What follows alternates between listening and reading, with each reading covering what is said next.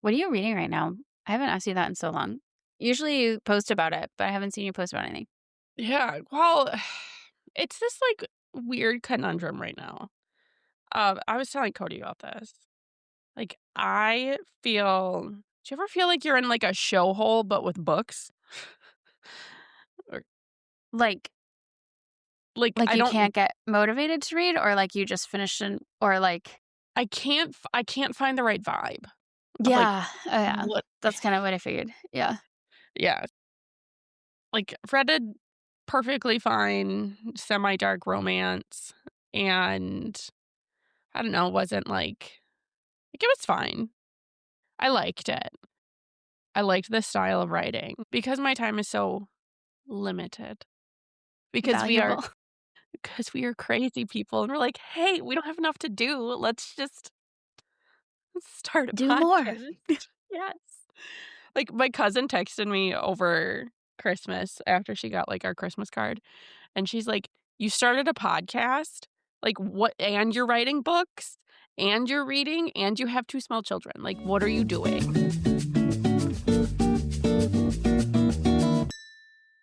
Like, I am highly motivated to work on my book. And the first few rounds of edits went really fast and super easy for me. I was very decisive. Now this current batch of editing I'm doing is like the really intense, you need to make sure it's working. And Mhm. there's no plot holes and everything is meshing and like the pace is correct. So it's really intimidating for me. Very motivated to do it, but I'm just like I need the dedicated time to do it. And I'm like, "Oh, I'll just, like, take a week off work and, like, do it." But then Mackenzie only has, like, half days at preschool. And then it's like, "Oh, so you really only get 3 hours at a crack. Woo." So then I'm like, "Okay, maybe I'll just read some books instead just to, like, keep the brain going." And then it's like, "Oh, I can't find the right vibe," or, like, "I don't wanna get, like, too invested," or, "I don't wanna read a book that's, like, too close to my book." And it's I'm just, like, a hot mess when it comes to the literary world, like, this past probably, like, month. So I think that's super relatable because, like, it's really hard to finish one book and pick up another book at in general. Like, I think, like, at all. yeah, yeah, It's just really hard to go from one to the other. That's I just started doing it in, like, different modes, so I feel like I'm easing into it more. So, like, I'll have, like, one audiobook going while I'm when I'm in the car or, like, doing yeah. dishes while I'm, like, physically reading another book, and it's either, like, now that I have the Kindle, I'm either reading it the actual book or I'm reading it on my Kindle, so I feel like I'm, like, trying to switch constantly have, like, something on rotation so that I'm, like, not feeling, like, completely closed one door and, like, oop I don't know. I'm just, like, playing mind games with myself. I was looking at, like, the Novel Bound recap of, like, their retreat in Oregon. Was it Oregon or Washington? It was Oregon. I think it was, like, the Oregon. Oregon coast. I Yeah. know. I'm like, "Oh, that looked beautiful." I know. And then I found another one, I'll send a link to it. Like, both of them are sold out for the year, like, one's in British Columbia and the other one's in Iceland, and right? No big deal, and it's just gorgeous settings, like, both of which would fit my creative brain, like, perfectly. Oh my gosh, yeah. And I'm just like, I need to go away and write. I need to go away and write. And then my cousins are all like, because we do, like, we're trying to do a cousins trip every year. So, they're like, "Let's go to a writers' conference with Jenna and just, like, hang out while she's doing her thing." I'm like, "No!" Like, literally, that is the absolute opposite of what I wanna do when I'm at a writers' conference is hang out with my cousins Or, like, hang out, like, in too much. Yeah, general. like or, like, have stuff you feel like you need to it's almost, like, good to go to places, like, that aren't as stimulating too because you feel like you wanna do so much probably. Like, if you go somewhere like Iceland or something, you're like, "I'm here, I wanna see things and do it," but it's like you should be in the Yeah. zone the whole time. So now I'm in the let's research some remote cabins in, like, the UP of Michigan where I can just be alone for even just 3 full days alone would be a miracle for my writing. No, I totally understand that. But it's like, when am I gonna have the time? Who's gonna watch the kids? It's this whole, like, mind fuck that is just constant in my brain lately, and, like, I feel like I'm pulling a Kate and I'm having, like, insomnia, and I'm, like, staying up till 2 a.m., like, doing God knows what. I feel like that means you're close, though. Oh, really? Tell me Yeah. more. I'm feeling that means you're Boost my close ego. because I feel like that's when I got to the end, that's where was. Like, I was just in this place of just, like, I feel the end, like, I can feel it if I just had this amount of time or if I just did this.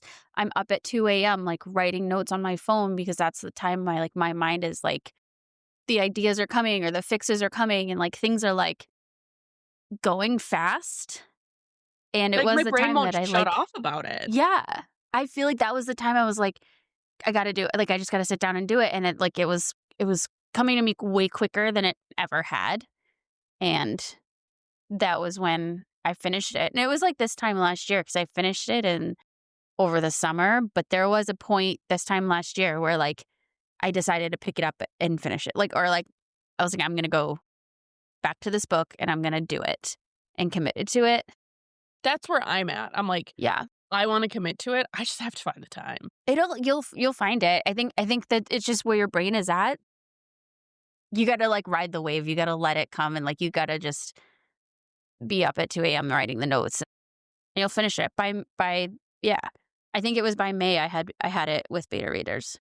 That's honestly that is really weird because I texted my friends just yesterday. I'm like, "May is my goal of Mhm. having beta readers." And so, shout out to anyone that if you love a good romantasy that has, like, some, like, thriller plotline subgenre, would you like to be a beta reader, please? And be kind. It wasn't until basically a year ago that I got on the online community at all, Yeah. um, or, like, started even talking to people on Instagram or made, like, an author account that wasn't my private, like, the pictures of my kids or whatever, and now that I see so many people posting about beta readers and stuff, I'm like, "That's so awesome." Like, it's so nice to have people that aren't your coworkers. All my beta readers were, like, coworkers and family or extended family or just, like, people to just read it at Right. first. Like, God, no, Yeah. I'm not going to have like, I'll have, like, my book girly friends read it. I'm not gonna give it to anyone that, like, doesn't know what a good romantasy is. Anyway, that's what today's episode is gonna be about, I think. Yes! Oh, did you get your editor stuff back? No, well, she starts basically tomorrow is supposed to be Okay. the day that she starts on it officially.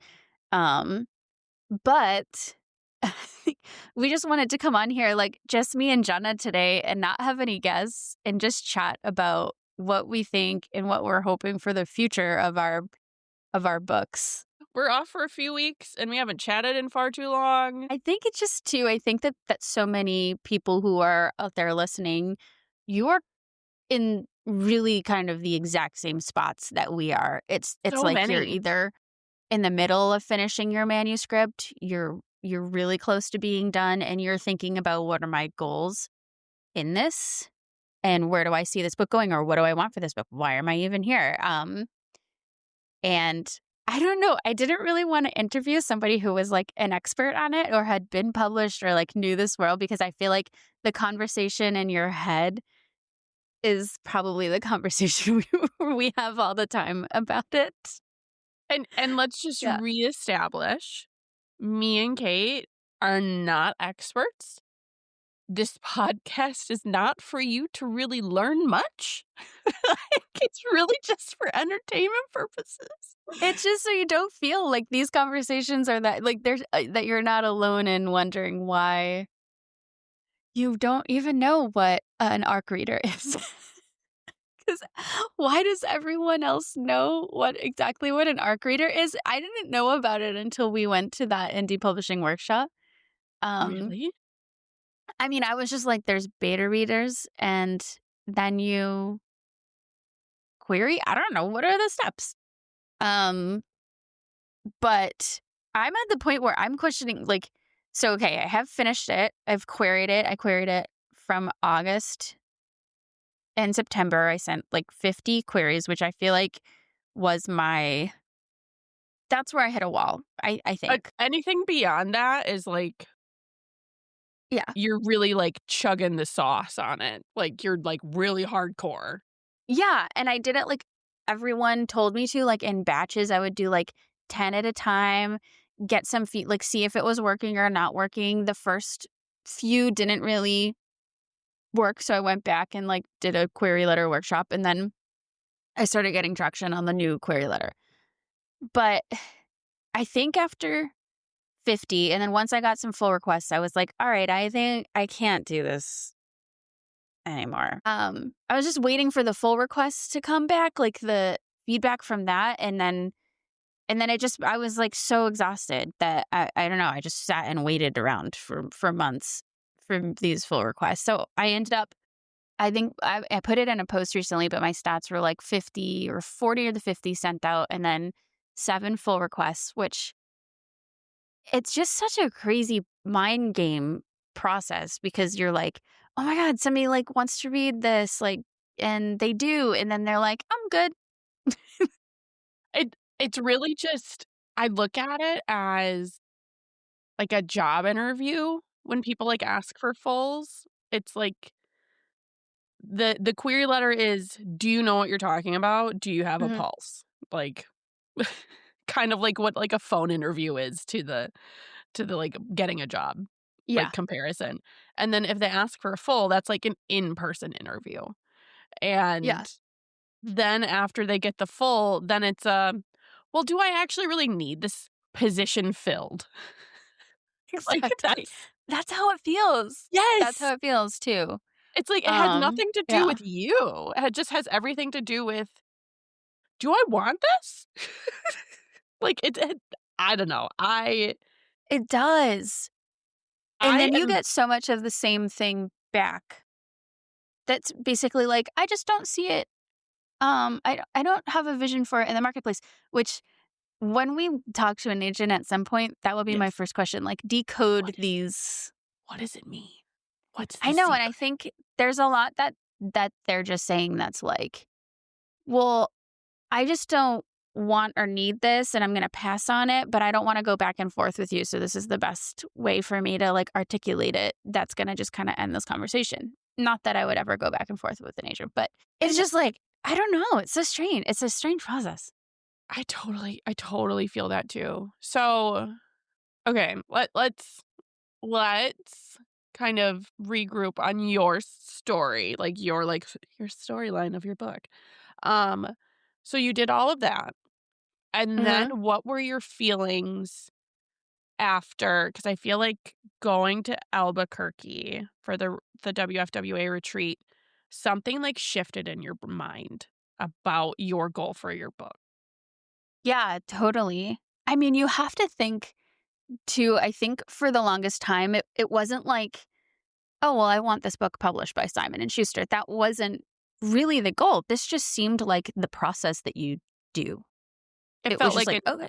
this is what I am supposed to do. It feels like what you're supposed to Yeah. do. Right. It was like it's like graduating high school and you're like, "Okay, now I go to college and I'm not even gonna question that decision." Millennials. Like, I'm just gonna do this because everybody this is what you do. It's just what you do. College Um, debt. Cheers. yeah, exactly. Cheers. Cheers to going to college. Yep. For my performing arts degree. Um At least mine was, like, an Oh, you artistic you trade.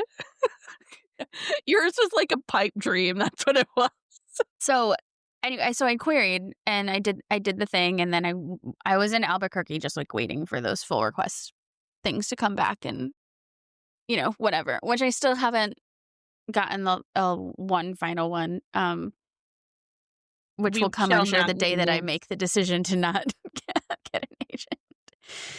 yeah, we But we won't yeah, it name just names. feels like the thing. And we did do a really good workshop, which we will have Catherine Matthews on this show for sure. Who's She just was like a, incredible.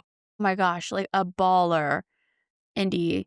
author, self-published, just amazing, wrote an insane book, probably could have sold it anywhere and Yes. decided to bet on herself, and she owns it now, I never really considered that until that workshop and I all didn't the even know what it stats. was, like, what the route was. Mm-mm.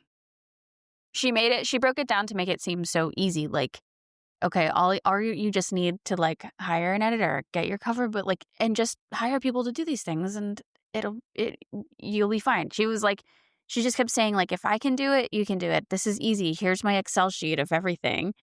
That was the first time I ever questioned my path as a writer, and it was the most freeing experience ever. So, I don't know. I feel like I'm kind of in the process of now I've hired a developmental editor, which is something I never thought I would even do. Um, but I did it. And here's my experience so far. For all of you questioning whether you should hire a developmental editor, I haven't gotten anything back yet. She's starting tomorrow. So, like, I will update you on the full experience. Yes. Because I'm so curious. But and I texted you right after this because I was like, Yeah. I didn't know this was going to be a thing. No, I go on. I used Readsy because I just wanted to find somebody like through a platform that I trusted, and so I like on Readsy you put in basically almost like a query letter. Like you just kind of put in a bit about your book, about yourself, and probably the first like 10 pages, and then you research a ton of their editors and their services, and you pick like 5 to send it to. So I picked 5 for me to pay them a lot of money to developmentally edit my book. And then they're supposed to send you basically their quote for your project back to you. And then they send you a lot of information. Actually, they'll look at your pages, they'll give like a sample edit. It's pretty cool. You do get a lot of in-depth info from them, plus their quote, and then you can send them messages back and forth. Really cool. But like, so I picked 5, and like one of them replied immediately, and she was just like, "This looks awesome. I'd be super interested." Like, totally fine, normal, cool. The next one was just like, basically like, "This is a disaster. You can't name." So my book is a travel book. It talks about Anthony Bourdain a little bit, just like as a joke. Like his name comes up as a joke. Some people famous, like they come up as references. You can't do that. You can't name famous people in your book. Also, I have a prologue. We can do an episode on that later. But she was like, the prologue can't chronologically come before the first chapter in the book. So my prologue is like a hint into like part 2, like isn't a hint into like the future of my book. So I split like a scene that's in the middle of my book and I put half of it as a prologue. And then you come back to it in the middle. She was like, you can't do that. It was like, watch me. so. And then she was like, here's a quote for like $2,500. Like, it was like obscene, way more than the other one. And then there was another one that she kind of did a sample edit on my pages, and the sample edits were just like, oh, don't like that. They were just like not phrased in a very like kind way. And then she was just like, I can see where you're going with this, but here's a few things I'm not getting. And I'm like, because you haven't read the whole book. She was like, I'm just questioning this. I'm like, good. I'm glad you are, because that would make you want to read more. This is the point. It was just like the worst. And then the other 3 of them were, or the other 2 were amazing. And they're like editors at like Simon and Schuster. The one that I went with like worked at Bloomsbury forever and actually worked on Eat, Pray, Love, which is like what my book's based on. So I went with her. She just seemed like a baller, and she lives in the UK and was like super cool. And she literally was like, this feels so fun to me, and all I want to do is read more. And I'm so glad this came into my inbox. And I was like, here, take my money. Just take my money. I will pay for friends. Yes, just take it. That's how it should be, especially if you're at this stage where I was like, "Hey, look, I've been working on this for a decade, like, it's been through beta readers, it's already gotten full requests, like, I just need a professional person to look at it and say, 'Here's what's working and here's what's not working, here's what's gonna make it better,' before I do anything." Yeah. So we'll update on that later, but it was a bigger process than I thought it was gonna be, or, like, it was more, like, internally exposing than I thought. You're like, "Did But not think I was going to get emotionally flayed today, but no, sure." I just thought people were gonna be like, "Here's my quote," like a contractor, I don't know, but it was not. So prepare yourself for that part of it. But I also never thought of, like, having a good or bad experience with an editor, and then it made me realize, like, the relationship between an editor and writer and how important that is. Because I know some people have had some Shiesty experiences. experiences? Yeah. But So you've always talked about how, like, in your genre, mhm. self-publishing is kind of the thing to do. So have you questioned it before? Like, were you going into this writing this book, were you like, "I'll likely self-publish this," or that I'll likely query? First, I was just, like, happy to learn about the industry, like, the traditional industry. Like, I researched the crap out of it because that's what I do. Like, before I do anything, I research things way more thoroughly than the average human. Just to it's mainly like a comfort thing of, like, I don't wanna feel inadequate. So so I researched it a lot. Um, I mainly just like the traditional side of it. I said, "Let's give it a whirl," and like, worked on it a lot, eventually got it into, like, a pretty happy place, I thought. Then I realized that, wait, a lot of the books that I love, like, in the romantasy genre, they were all self-published first. Almost all of them were self-published Crazy. first, Yeah. and it wasn't until, like, either they were in the contemporary romance space and were self-publishing and then got a lot of, like, momentum and then went into romantasy. But even if they went straight into romantasy, it was a lot of self-publishing. And I was doing my research, looking more of, like, the people that did indie publish, and I'm like, "I could just do this myself." Like, I really could do it myself, but I didn't know the financial investment side of it, nor the pros of full creative control. Like, that wasn't for being a creative individual in a creative space for my day job and my education. No clue, or rather, it didn't even cross my mind that that was one of the biggest things when we were like Catherine Matthews was talking about of what's the biggest benefit of being an indie author is that you have full creative control. You can And talk ownership. about yeah, and ownership. Like you own it. You make all the dollars from it, but you can decide what goes in it.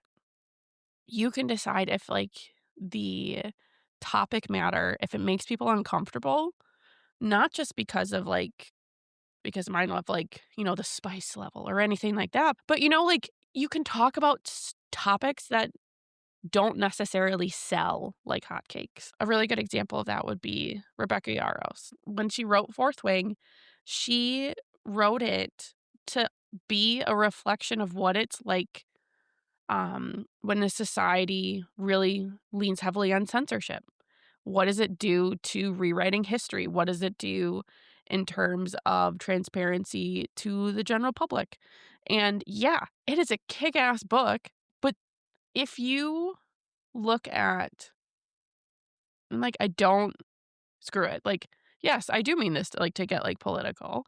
Of if you look at the books that are selling, they're not aligning with what's happening in the world. Like, they're having these moments of, like, dystopia to them almost of, That's such a good way to put it. Yeah. like, it's so much more attractive to me as a writer to know that someone can't come to me and say, "You're not allowed to put that in your book because it won't sell."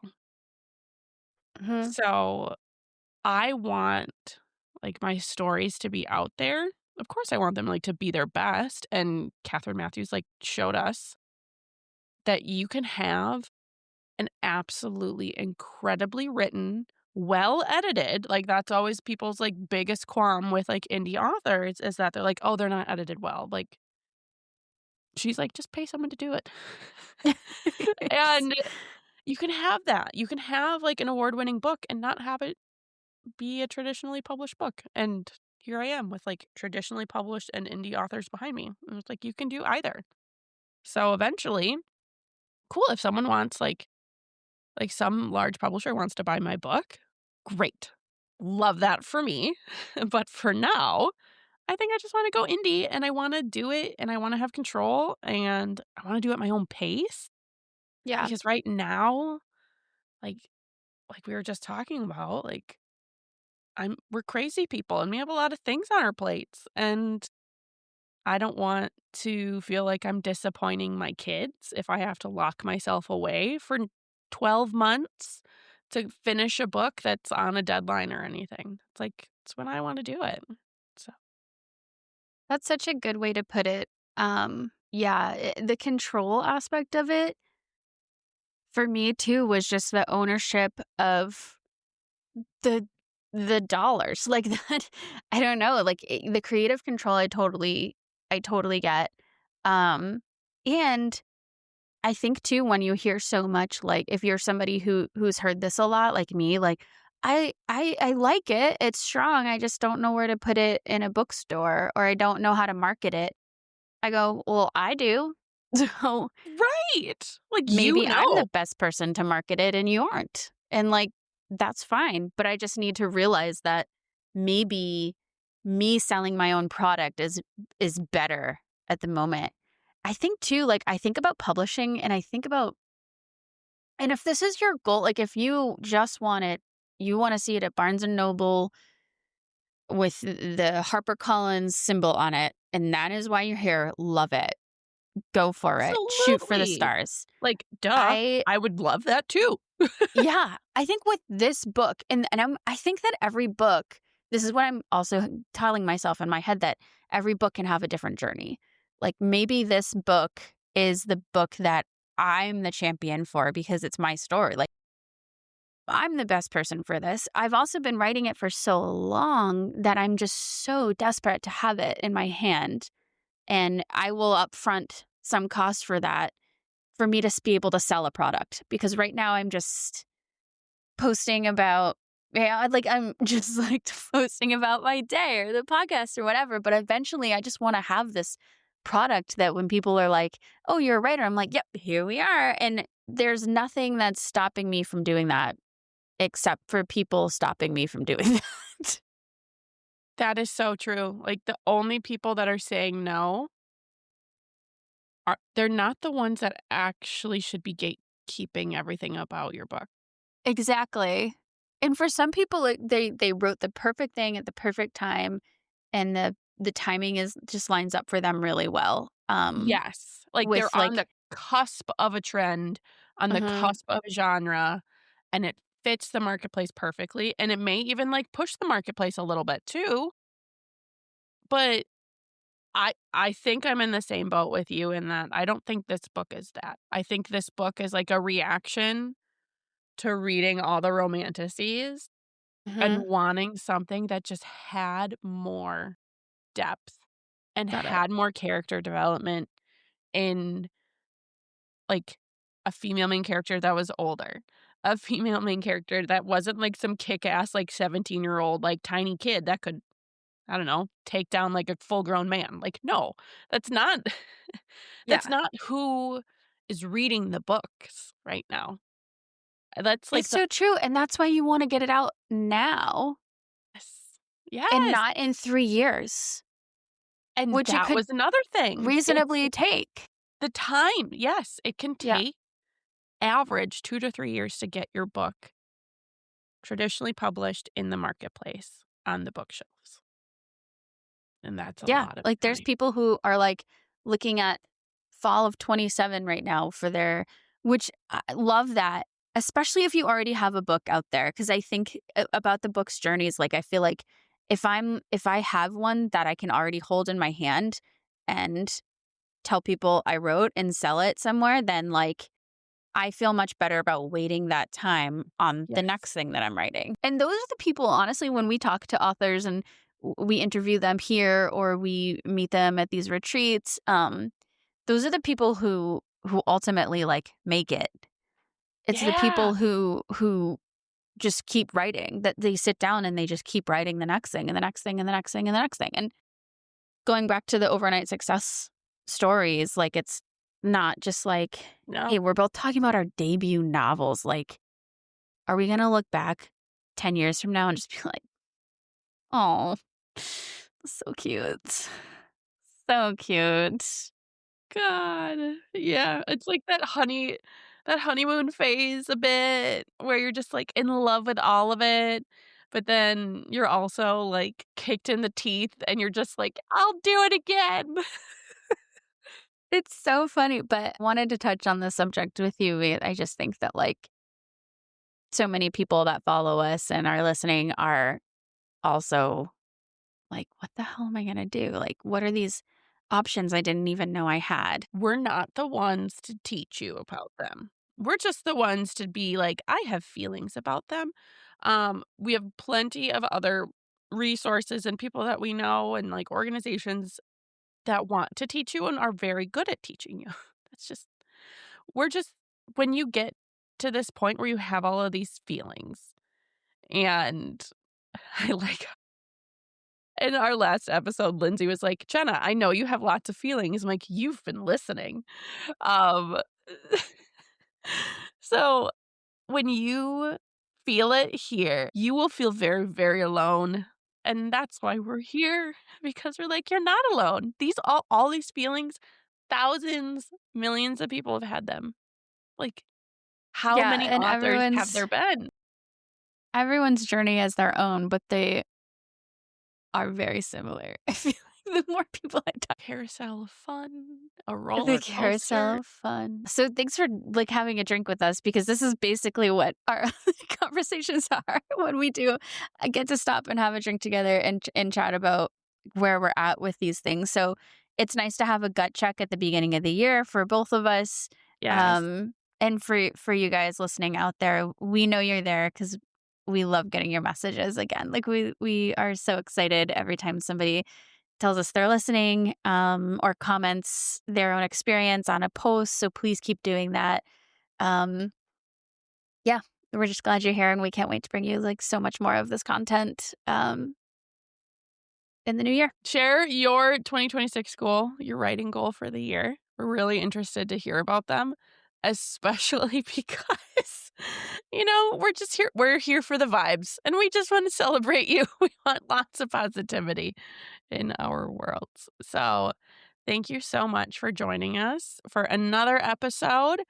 And if you haven't gotten enough of us, make sure to join us on YouTube, TikTok, and Instagram. So, and subscribe.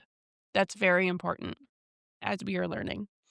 So, we will see you next week, everyone. Bye.